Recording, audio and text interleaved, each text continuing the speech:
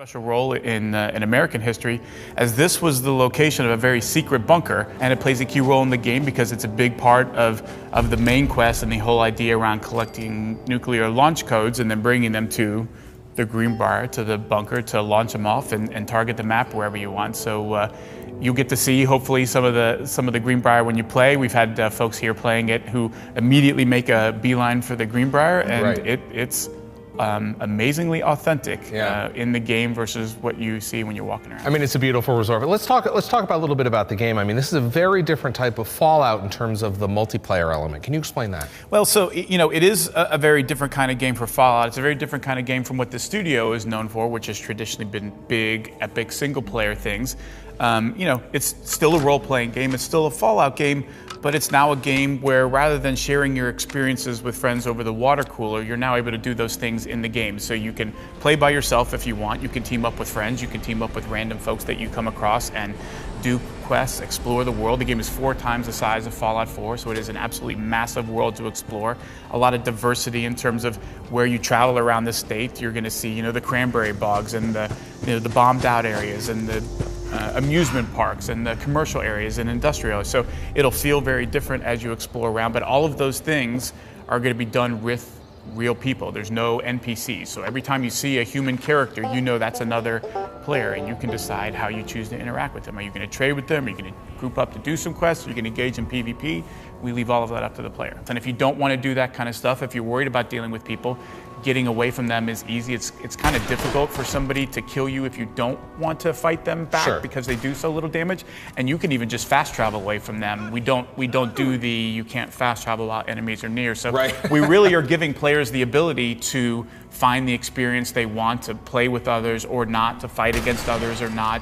But ultimately, it's still at its core, it's a Fallout game. It's about being the kind of character you want to be, picking the perks that are interesting to you as you level your character up, finding cool weapons, building a camp, taking over control of workshops, doing lots of things that are still going to feel very familiar to a Fallout player. Other folks and still be playing solo. Sure. Which sounds very weird. Like, well, wait a minute, I'm in a group, so aren't we doing stuff together? But the game doesn't care. The game will allow all of you can have a group of up to 4 people, you can all go off and do your own things if you want. And one of the cool things is that fast travel back to your other group members is free. So if you discover locations in the world, depending on how far away it is, you'll have to pay some amount of caps. Sure.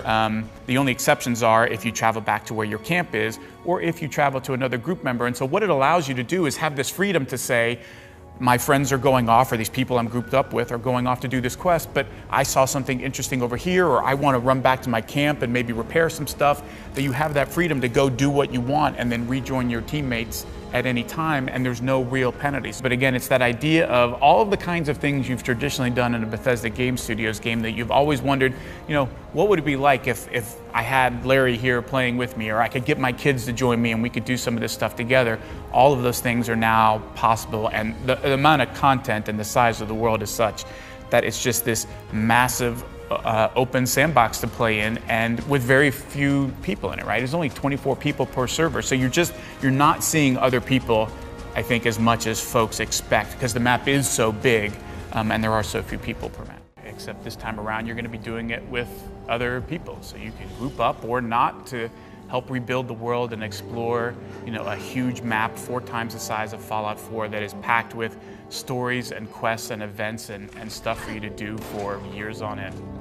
Pete, building your base and maintaining your base in the last game was a big part. Tell us what you brought forward into Fallout 76. So you still have that same idea if you worked with any workshops in Fallout 4 and the idea of finding locations in the world that allow you to build around them. We've sort of evolved that a little bit, and there's 2 basic ways to build in Fallout 76. One is when you leave the vault, you have what's called a camp.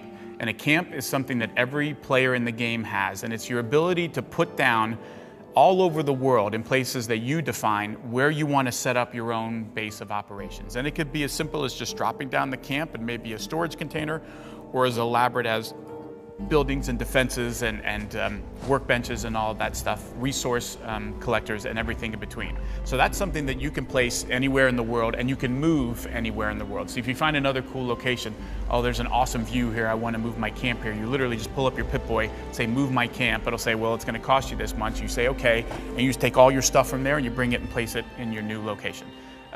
The other thing that we have are these larger public workshops, and they're basically places that we've set around the world, and the first thing you have to do is claim them. Usually they're going to have enemies around, and by claiming it you get access to a number of resources and the ability to start to build in this location, and they become particularly important because they're the best resources, or can be the best resources in the game, but they become cool sort of focal points for the public. You can obviously fight other players over them, but when you log off, those go back to being public and anybody else can come in and grab them, whereas the camp is always there for you as a persistent thing. Whenever you come back to the game, your camp is always there. Your friends are able to use your camps, you can use their camps. Pete, I know Xbox owners get early access to the beta. Tell me about that. So starting on October 23rd, anybody who's pre-ordered the game for Xbox is going to get access to our beta, which is our Break It Early test application, where we're going to let everybody into the entire game. It's the full game, to test it and see what the game is like. Everything that you do in the beta will actually transfer over to the live game when the game comes out on November 14th. So if you make progress, if you finish quests, if you find cool stuff, all of that stuff will come with your character.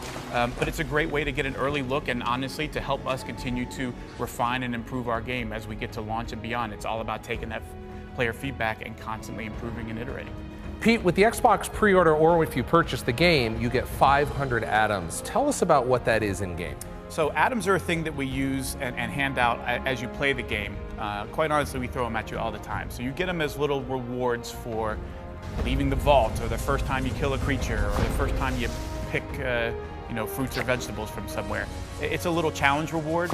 Atoms are used in our shop to buy cosmetic things. So, new outfits or skins or things like that. And, with 500 atoms, we let you go in and decide how you want to customize your character to look unique from everybody else. And you can get those 500 atoms if you pre-order it, or after it comes out if you just purchase it. If you just buy it, yep. Pete, thanks for your time. Thanks for having us out here at the Greenbrier. Remind us of the dates again.